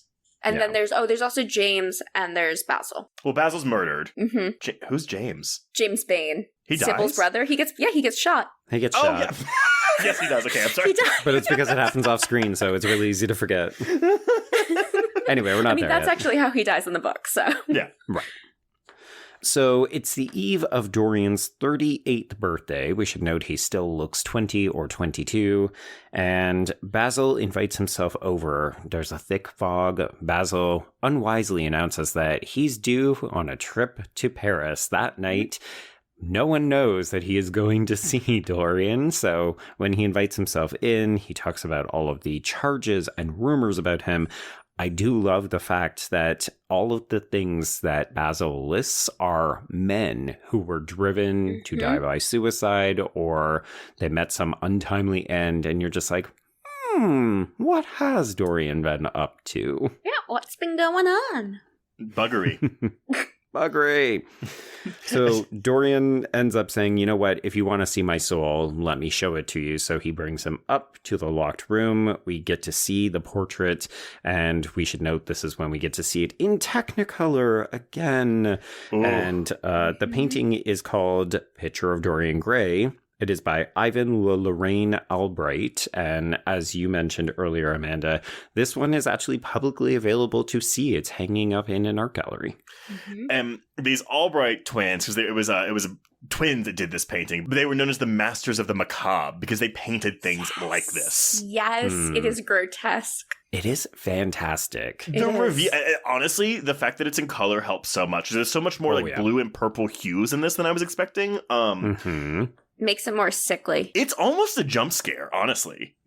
It is, yeah, because you know it's going to be bad, but I always just thought, oh, it's going to be him as an aged man. I didn't think it was going to be, as you said, Amanda, we've got leprosy in here. We've got some syphilis. It's really putrid and disgusting. I'm not going to lie, Trace. It made me think of The Roommate from 2 weeks ago where I was just like, oh man, wouldn't it have been great if Leighton Meester's favorite artist was this? Yes. That would have made it more interesting. Oh boy, that's a movie that did not need to get made. No. But that's also something that I remember when it came out. I was like, oh, this looks queer, but it looks real bad. Again, it's not, it's bad, but it's also boring. Yeah, it is boring. Okay, so he's caught up in his hatred. Dorian ends up stabbing poor Basil, and we get this fantastic swinging light as we're seeing it across the portrait. That is gorgeous. Amazing. The fact, so Amanda, we covered Reanimator last week, and that also has a really standout set piece involving a swinging light. So the fact that we just happen to program these two films one after the other is great. But yeah, I'm starting to really get a kink for this swinging light set piece. It's such a fun way to shoot a scene. I loved this shot. This was my favorite shot. When that happened, I was just like, yes. But also at this scene, because this is where he sees it and then starts talking about, oh no, Gladys can never know. I could not help but roll my eyes because this, it should be the emotional crux of how deeply I am in love with you and I have seen what you have become. And yes! It's like, oh no, my niece. Your niece, I don't care about her. No. And you almost wish that they had delivered it totally flat tone. Oh no, Gladys can never see this portrait. So wait, does this play better in the 2009 one? Is that something maybe that version improves? No. Oh, okay. No, I would say the most interesting thing that they do is that the portrait has a 3-dimensional quality to it, so it actually expels bugs. Oh. So there's maggots that fall out of it when we look at it and stuff. Yeah. I will accept that. It's not bad, except then we also had to do, the portrait actually fully comes out at one point, and it looks real bad. It's kind of like the remake of Rebecca. Just this isn't improving. No. Oh my God, that remake of Rebecca. Ooh. We covered it on Patreon, folks, and let me tell you, that was a stretch of an episode because we were just like, this is awful. How do we talk about it for 50 minutes? I have listened and read both of your takes on that because I read all of the nasty takes on that.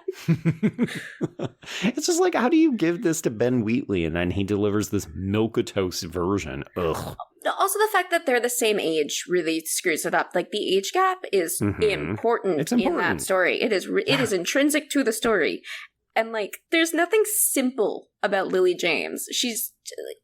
She's not right for that part. No, she isn't. Mm-mm. And don't even get me started on Cannibal Army Hammer. I also think it misuses Kristen Scott Thomas, who has a delicious role, and it's just not. Oh God. Well, and that movie is also de-queered completely. Yes. Why are we de-queering that shit? Why? Makes no sense. Hello, we're going the wrong way. Daphne du Maurier was queer, right? I have read her memoir. It is very queer. Oh, yeah. Ooh. That's the thing. These historical queers, they were living their best lives when they weren't totally sad and dying by suicide. Yeah. Well, see, she doesn't even admit it in her memoir, but you can really, when she starts talking about certain things in regards to romance and gender identity, you can really easily read yeah. I get this. I see you. I see what you're up to. Okay, so Basil is totally dead, but thankfully his trip to Paris is going to provide a good cover. Dorian fakes an entrance so that he's got an alibi with his butler, which I kind of loved. Yeah. And then he writes a letter that basically blackmails a former lover, Alan Campbell, who is played in one scene by Douglas Walton, Basically, he's just like, hey, I've got a wife. I don't want to do this. And Dorian says, ooh, well, you really need to, or else I have another letter. Okay, so it's like the scenes in movies whenever someone is given a job offer, like a ransom, and they don't say the amount, they just write it down and don't show the audience. That's what this is. But, like, how do you watch this and not think he's writing, yo, I fucked your husband? Yeah. Uh-huh. But in 1945, it's so exciting. I had someone do a sketch of it. There's evidence. No. I don't know. But, now we have photographic evidence. I feel like I'd be like, yeah, I had someone in the corner, like, drawing it out. You know what? My kink was having a third person sitting in the corner. They drew this act of buggery, and I'm going to send it to your wife. Well, because the artist was the cuck. Yeah. Where it's like, I know that you have a weird, like, birthmark next to your groin. Oh, yes. How would I know that unless I've seen it intimately? Look, everyone knows he's got that half crescent on the upper butt cheek. Exactly. But this man will go on to kill himself after he has helped Dorian, which leads... the implication there is he's so horror-struck by what he's done, he wants to kill himself. But I'm just kind of like, I feel like you would just kill yourself after this letter if that's the case. Like, then don't help Dorian out. Well, I think partially in the moment you say, I will do what I need to keep my secret, but then you can't live with it after you've done it. Because his secret still stays a secret, and I think in this time period, in his mind, it was better to not get found out for that, which obviously now it's 2024, and we're like, God damn it, homophobia. Ugh. Fuck all that shit. It's a real kick in the pants, that one. Yeah. And that's really what it was. That was something you could legitimately face prison time for.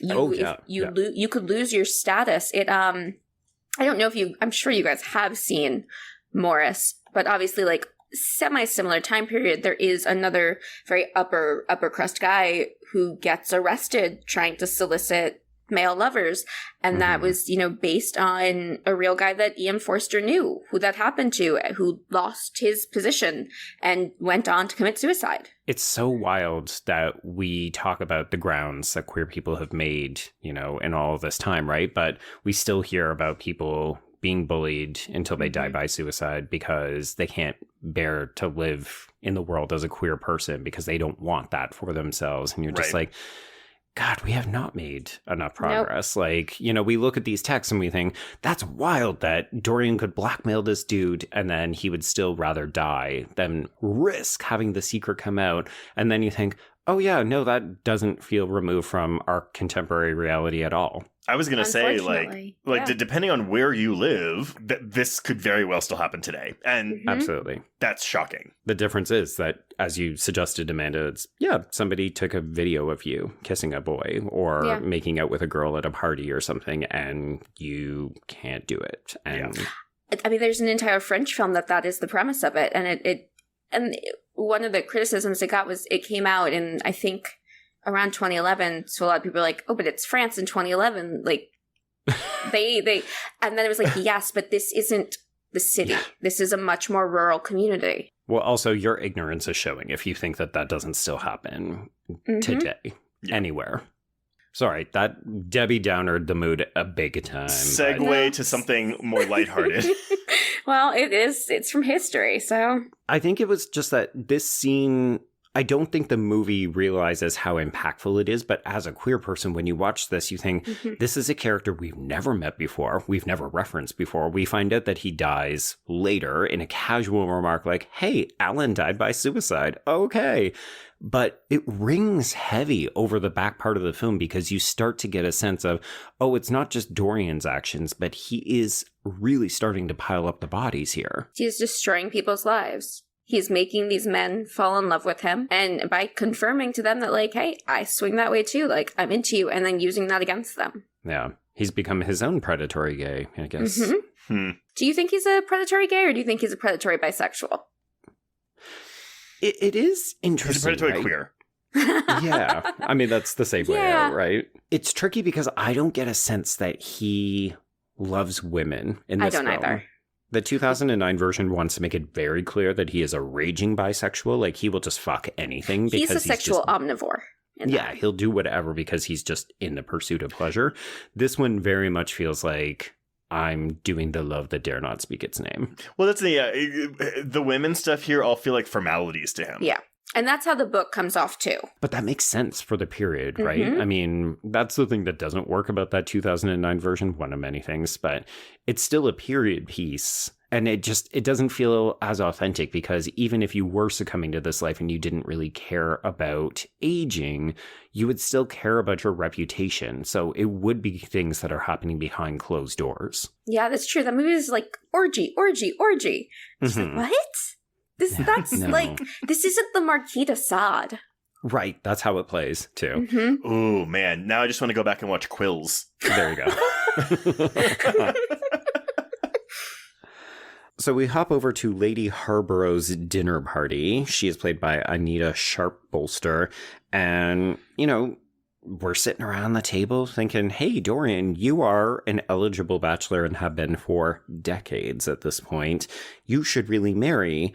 And almost as though things are catching up to him, or he thinks, ooh, my cover's kind of getting blown here, he just proposes to Gladys right while David Stone is sitting next to there. This is the most unceremonious, unromantic proposal I've ever seen. It's terrible. And it's all for show. Like, just so people can see him do it. Yeah, like, oh, you're going to call me out on it? Fine. Hey, lady, let's get married. Hey, lady who's loved me since she was 6. Honestly, he's a groomer. Oh, God. Definitely. Terrible. He's an opportunist at the very minimum. Okay, so Basil has not been found, but his disappearance is raising red flags at Scotland Yard, as well as with Sir Robert. This is when we find out that Alan Campbell has died by suicide. We do get this very self-aware line, how rarely we truly know what goes on inside a man. And I was like, there's a double entendre there. Oh, inside a man? I know what goes on inside a man. So Dorian heads back to the bad part of town. This is where, hey, everybody, remember James, Sybil's brother, the sailor? He's back in the movie. But that's the thing. Yes, Amanda, you're right. Like, I honestly, if I wasn't like taking very strict notes, I wouldn't have realized this is who this was until like he actually tells us. Because also remember, it's been 20 years. When the first time you meet him, he's supposed to be 16. He looks exactly the same. I will say they don't do a good job of making it clear that people have aged. So obviously Dorian remains pitch perfect and gorgeous, and everybody else kind of looks like they maybe traded out a wig or something. Yep. Yeah, I was like, Sanders, I think, has like a streak of gray on the sides of his hair. They do a little more for Basil, but yet they do nothing for Henry. And like, everyone else looks exactly the same. It was a struggle. In 45, the makeup wasn't maybe quite as good. Hey, Wizard of Oz already came out. Granted, that was all toxic. We got no excuse then. So James has been looking for Sir Tristan this whole time, but he hasn't been able to find him because he doesn't know what he looks like. But then he overhears a drunk, maybe friend. I couldn't remember if we had met this character, Adrian, before, but he is played by Morton Lowry. And he overhears Adrian refer to Dorian as Sir Tristan. So he follows him out to the alley. He tries to rough him up. But of course, Dorian has this easy get out of jail free card. Look at my face. I'm 22 years old. I can't be the guy you're looking for. And he buys it. He does. Well, he sort of buys it. Yeah. I mean, he ends up on the same train as Dorian and Lord Henry when they're going out to Selby, which is one of the that's when he knows it really is him. Yeah. But he had to be suspicious enough to either follow him or it's just a coincidence that they're on the same train, right?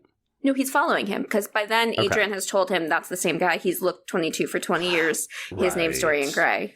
Okay. Oh, I love there we go. Like the drama of just like writing Dorian Gray on the wall in chalk. Yep. The gravitas. I was going to say, flair for the dramatics. In the book, what happens is he finds Dorian in an opium den, confronts him. Dorian pulls the same, I'm 22, I couldn't be that guy, and he lets him leave. And then a woman who was in the opium den comes up and she says, why did you let him go? Don't you know that is the same man? He has never aged. But of course, that's the version of the book that was in mass printing, because James is not in the original. Right. Yeah. I mean, this is the problem, right? James exists as a character to exert a certain amount of conflict, to make Dorian feel a little bit worse about himself, because, of course, he gets shot unceremoniously off screen in the very next scene when we're out at Selby, you know, shooting, hunting game and whatever. And this apparently is meant to be the straw that breaks Dorian's camelback, because he just goes back to London, and this instigates the whole last sort of climax of the film. And I don't buy it. I don't either. Given everything that has happened before this, that this is the proverbial straw. Right. I think what it is because when that first printing came out, even in the magazine, there were still a lot of complaints of buggery. Right. And so when he did extend the novel, he extended Sybil Vane's part even more. And so then by bringing James back, it brings it back to her to make her more of a important part of Dorian's life, to almost make it like, see, it's this straight romance. That's really the important thing. Don't look at Basil. Don't look at Henry. Clearly Sybil's important. Like, it was his attempt at kind of smoothing over some of the more homoerotic elements. And that's, I haven't said this, but I think Sybil Vane is like one of my favorite character names that I've ever heard in my life. Oh, it's amazing. Great. It's so musical, right? Yeah, like it rolls off the tongue very pleasantly. You know it doesn't? Gladys Hallward. No offense to anyone named Gladys, but Gladys has never rolled off the tongue. It's just also very weird because Gladys feels like such an old name. So when we're introduced to her and she's a 6-year-old child, you just think, oh, is that a child with like progeria? That's like that Kimmy Schmidt episode where it's like, you can have a baby named Linda. Yeah, exactly that. Old names for young kids. Yep. Ruth. Yeah. So Dorian, makes a hasty retreat back to London. Of course, everyone, including Gladys and Lord Henry, are very uncertain. Like, hey, what the fuck is going on? Okay, I guess we'll follow him back. But yeah, I mean, basically David has been digging up dirt as well. So this is where he spills the news. Oh, you know, it's something to do with the portrait. I think, hey, Gladys, didn't your uncle paint this or something? And so, yeah, let's race to the conclusion.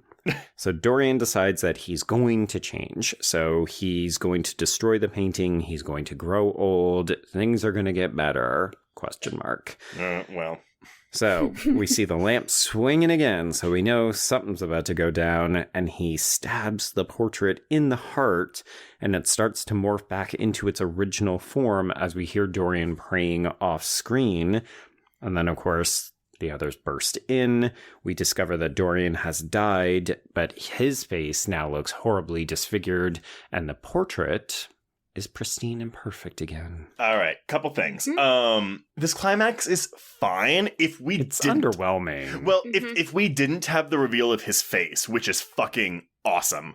It's funny, if y'all haven't seen this movie, the way that it looks is like Christopher Walken's electrocuted skeleton from Batman Returns. But the one part of the climax that I think is deserved is at least we get Henry walking in, looking at Dorian and going, heaven forgive me. Like the first sign of remorse he has shown in this. So honestly, his arc is more interesting in this movie to me than Dorian's. Right. I do like them adding Henry there, because in the book, it's not it's his servants who they hear a scream and have to break down the door. And when they get in, they see this like disfigured, terrible looking old man. Right. Don't even recognize him. Right. And they say the portrait the way that to them it's always been, because they don't know it's been changing. And they realize it's Dorian because they can see he wears these specific rings on his finger. Right. And they see them on the hand of the old man. And they're like, oh. Uh-oh. But you're right, Joe. I do think this is a pretty underwhelming finale. I mean, again, having not read the book, but just the way this is staged and like set up, I'm not like excited when we're doing this, you know? Yeah. But I do think the makeup work on that, or maybe practical dummy work on his face is fantastic. See, they did the makeup there. That, as we just said it, I realized, maybe we just had to save all of our money for this, because in a way, this is the money shot, right? That and the confetti. Yeah, the confetti budget was off the charts. But I kind of wanted to close this with a bit of a conversation about the two of you, because I was really thinking, what is the lesson of this film? Because in some ways, this reads a bit like internalized homophobia from Wilde, and then the film de-queers it, but also, like, I was surprised that Breen and the censorship board came down heavy on the film, because in a way, the whole moral message of the movie and the book is, hey, like, either don't be queer or don't give in to your impulses. Oh, I thought it was going to be don't be an asshole. Well, it's also a bit of that, yeah. I think it's actually more the fear of facing consequences for being found out for being gay in that time period. Okay. You know, Dorian's an opportunist. So, right. Sure, do I think he probably is gay? Yeah, I think he's, talented Mr. Ripley. But he's also, aside from that, a horrible person. And I think this is kind of actually to the movie's disservice to the story, is how it changes the Basil character, because he is such a paragon of goodness, and he is the most explicitly queer character in the book. Right. Well, and here's a little anecdote from Oscar Wilde where he said he wanted to be like Dorian Gray. People viewed him as Henry, but he actually was Basil. Yeah. Because Henry talks a lot, so oh, obviously it's Oscar Wilde. They just assume that.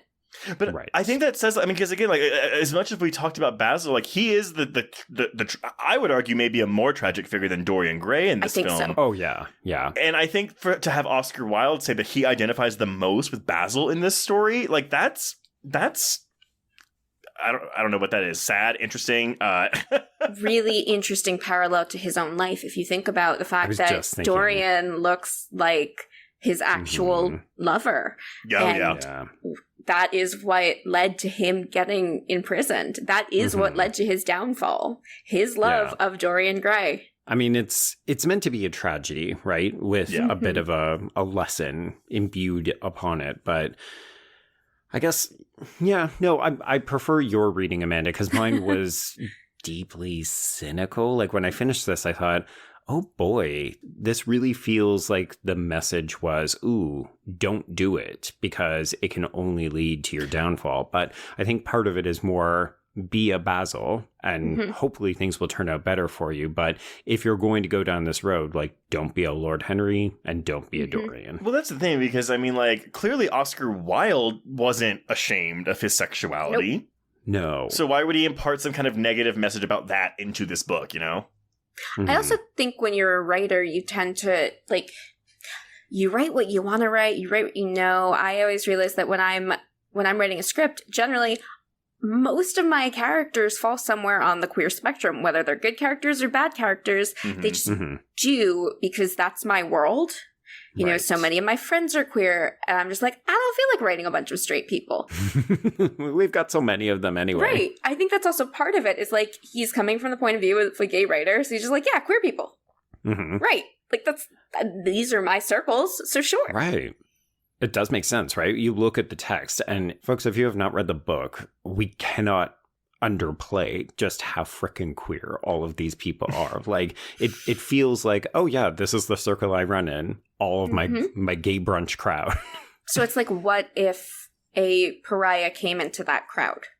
Right. Well, I also think, I'm sorry, I'm going back to this lesson here, but let's say the lesson is don't do this, don't be gay, don't indulge in sin like that. Maybe that is Oscar Wilde working through his own issues. It's maybe the lesson for Dorian, but it's I don't know. It's maybe he wasn't thinking, oh, what lesson am I teaching my readers in this book? It's just him working through some shit. Possibly. Internalized fear, internalized homophobia. It could totally be that. Yeah. But anyway, well, okay, so everyone, that is the picture of Dorian Gray. And Amanda, as the guest of honor, any final thoughts on this film? I'm glad I did finally watch it. As I said, I had held off just because I knew they had to make it less queer, because it was a movie from 1945, Hays Code, you guys. Damn old Hays Code. And that it kind of turned me away from wanting to watch it. And it was hard when I was watching it, thinking about, oh, but in the book. And then I just kind of had to stop and say, okay, Just It's not appreciate, just appreciate this, meet it where it is, and then you can talk about the book again later. Right. Well, and as someone who, again, who has not read this book, I can lament the fact that there is not explicit queerness in this and that we are straightifying it, but taken for what it is and not taking in like what it should be.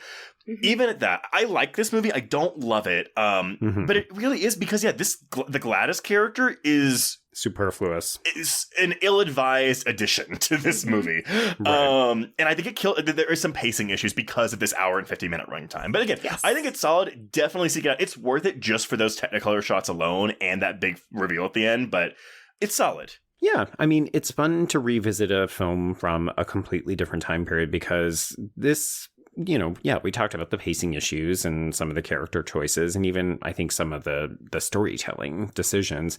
But this is also how we did movies back then. Like, this is partially a contemporary point of view where we're looking at it and saying, oh, why don't they expedite? Why don't they trim it up and make it a faster paced film? And it's like, oh, because we didn't do that in 45. Yeah. So in some ways, it's good to be reminded, oh, hey, park your ADHD for a hot moment and just try to enjoy the 2-hour movie. I actually think that's because of the book, that they really want to try to fit as much of the book in as they can.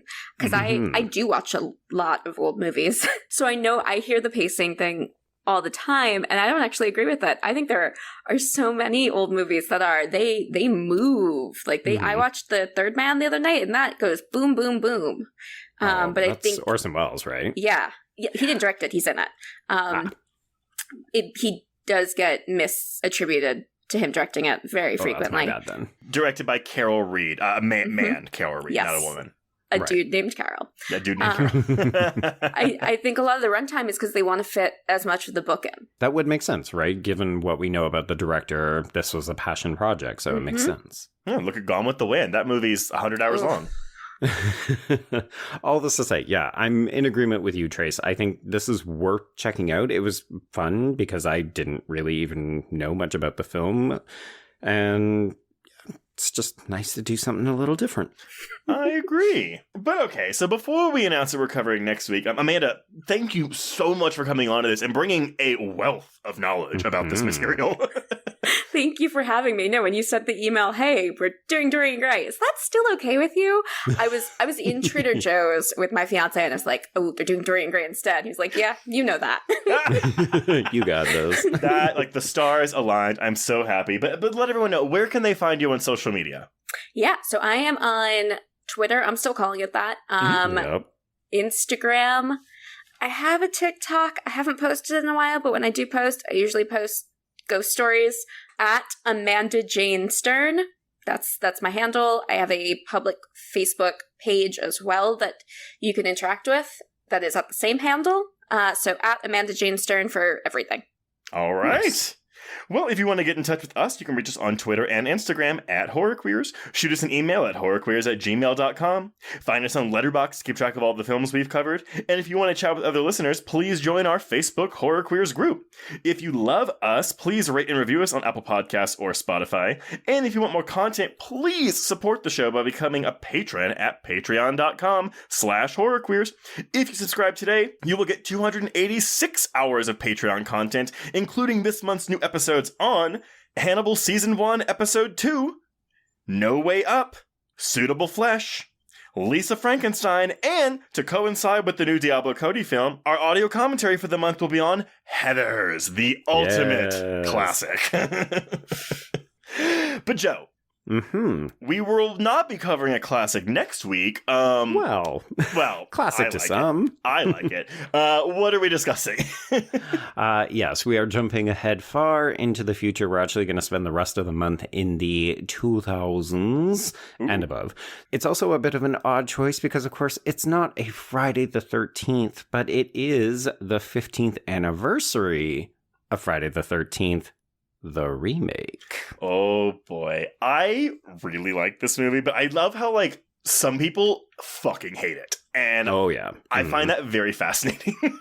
Yeah, it's a bit polarizing, but I'm mostly just excited to talk about the 4 movies in one opener. Oh my god, the opening is so good. But yes, anyway, until next week, everyone, we can cross out the picture of Dorian Gray. Indeed. And cross out horror queers.